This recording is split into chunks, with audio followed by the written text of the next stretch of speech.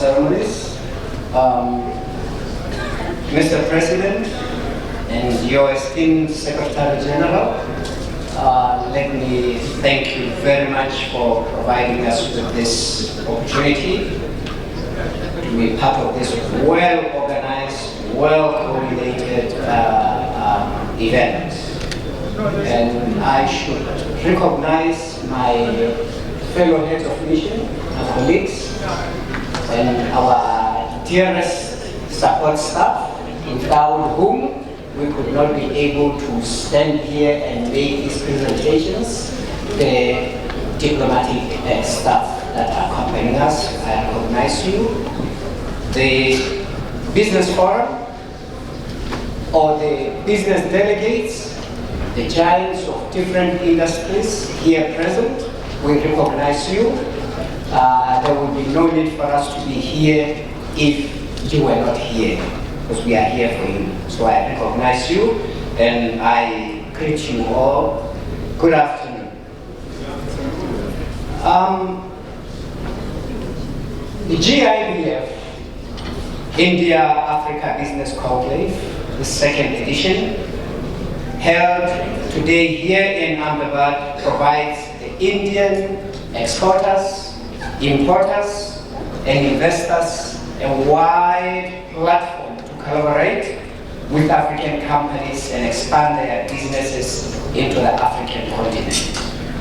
Botswana is very, very grateful for the opportunity, as I mentioned, to be part of this important event.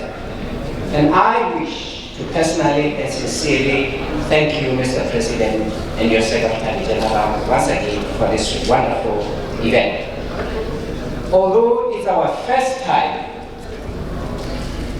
to attend this forum as Botswana, I can assure all of you present here today that India's relations with Botswana have been very cordial from time immemorial. The two countries have established their diplomatic relations since 1966, when Botswana attained its independence. India was the first to open the diplomatic mission in Botswana 21 years later, in 1987, and Botswana followed suit, establishing its mission in New Delhi in 2006. Now, according to the records from the External Ministry here in India, there are currently 12,000 Indians living in Botswana. And these are official figures, but I can assure you the figure is far much more than this, far much more than this. Of the 12,000 Indians officially living in Botswana, or officially recorded as living in Botswana, 9,000 are non-resident Indians, and about 3,000 are Botswana citizens referred to as Botswana of Indian origin. This shows that indeed Botswana is friends with India, and that Indian businessmen, men and women, are continuing to find Botswana as an attractive and ideal place to visit, live, and do business. It is worth mentioning that following Indian companies have their offices in Botswana. One, Tata Consultancy in the ITF sector, a world-renowned information technology company dealing with software development and providing IT solutions. Two, Bank of Baroda. The Indian Commercial Bank has two branches in the two main cities in Botswana, the capital Gaborone and the second city, Francistown. Right Africa Pty Ltd provides comprehensive engineering consultancies and project management services in the transport sector. Mahindra Botswana. The Indian company has substantial investments in multi-utility vehicles and tractors to cater for the needs of Botswana. Jindal Steel and Power Limited. This company has commissioned the first phase of a 600 megawatts coal-fired power plant in Botswana. In addition to the above Indian big companies doing business in Botswana, there are many other Indian-owned companies doing business in various sectors such as health, education, retail, real estate, manufacturing, and many, many more. It is also worth mentioning that Indian diamond companies and businessmen, especially from Surat and Mumbai, have always shown keen interest in buying rough diamonds from Botswana, as well as investing in the downstream industries in the diamond sector, mainly in the cutting and polishing industries. For the longest time, we have, as a government of Botswana, been trying to attract large diamond manufacturing companies to Botswana to come and participate in the development of our downstream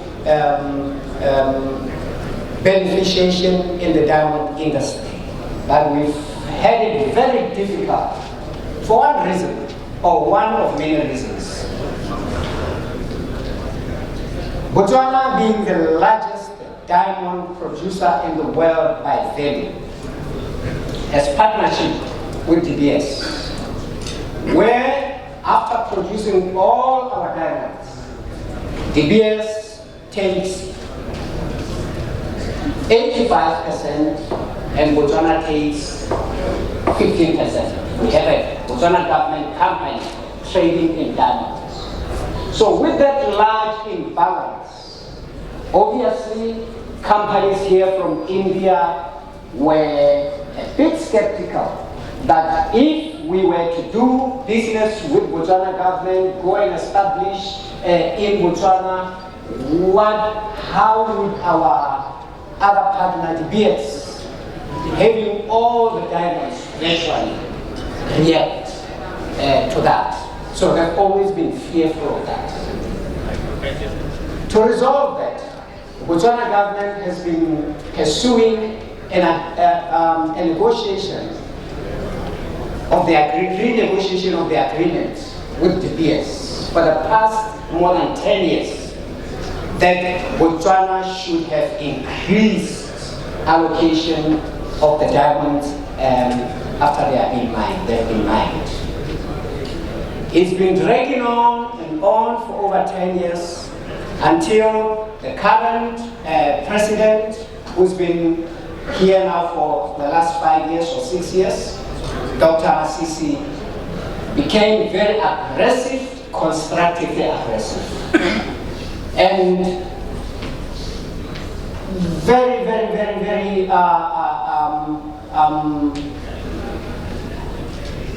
passionately moving that the agreement should be concluded. And as we speak right now, we've reached an agreement with DBS, whereby from now until 2034, gradually, the diamond sharing between Botswana and DBS will be 50-50 by 2034.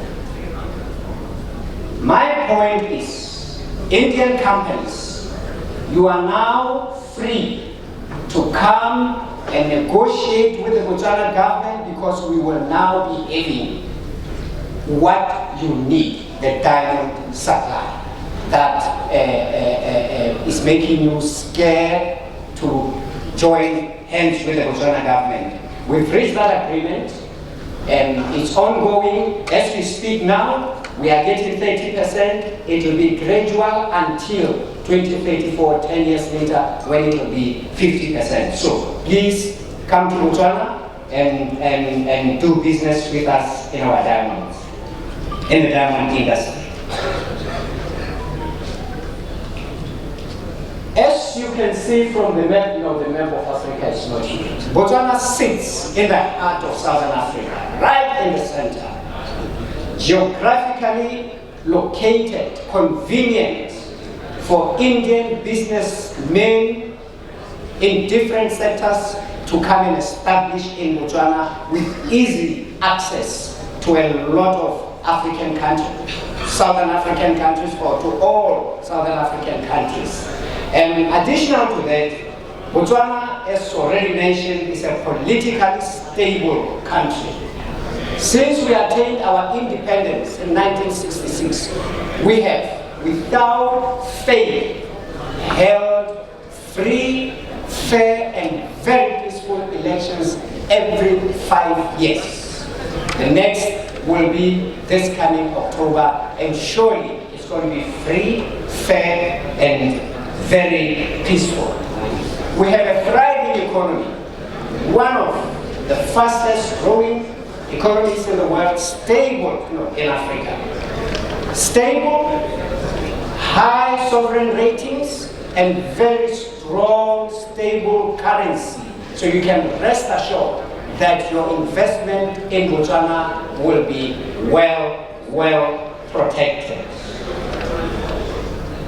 We also, apart from the diamonds, have large reserves of coal. Billions and billions and billions of tons of coal. We know very well that the world is moving away from fossil products because of the effects of climate change. But we agree with India. The Indian government was very clear when the world said we should now stop using oil to fuel our economies. India said, and we agree fully with India. Yes, we agree.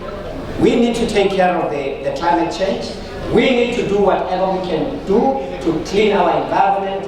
But hold on, the Western countries, you have used coal, you have used oil to develop your economies. You are well developed.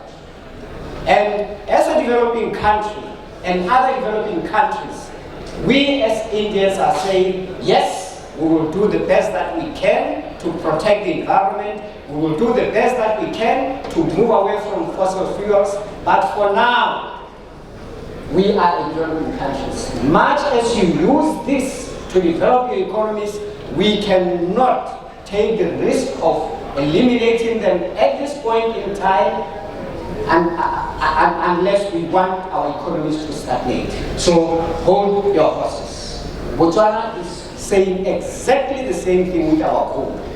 We are doing our best to be part and parcel of fighting the climate change, but we are not going to do that at the detriment of our economy. Coal is still something that provides us, our economy, with what it needs to move on. So Indian companies, we invite you to come to Botswana, explore the coal resource, export it to India because we know it's being extensively used here. You'll be most welcome. The incentives are there with our government to ensure that the smooth movement of the coal from Botswana to India. Soda ash, we have one of the world's largest deposits of soda ash that is estimated to last the next 200 years, from which we can get glass, we can get salt, and we can get many different chemicals. So companies interested in that field, you are most welcome to come and explore this potential in Botswana. The government has got incentives to make sure that your life becomes easy. Agriculture. We have huge potential in agro processing industries, as Botswana currently relies on imports for a large percentage of its agricultural or food requirements, especially in the, I'm concluding, especially in the dairy sector. I have seen, observed that here in India, I'm subject to being corrected, 80% of the raw milk that is used in the dairy industry is contributed by small farmers owning 3 cows, 3 buffaloes, 10 cows there and there, 80% of it. And that is very good because now the small man is making a huge contribution to the Indian economy and gaining from the Indian economy. We have more or less the same setup in Botswana, where a large majority of the dairy cattle is in small herds. So Indian men and women wishing to invest in the industry will find it very, very easy. And for your information, we import 85% of our dairy requirement, the cheeses, the milks, the yogurts, the whatever you want to name it, the chocolates, etc., we import 85% of that. So there's great potential in that field. We are open to welcoming you to come and negotiate with us to see how we can contribute to our economy.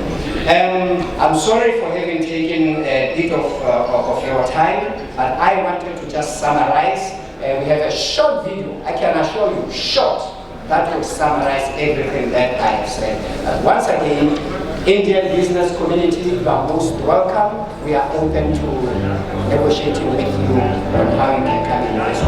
Thank you.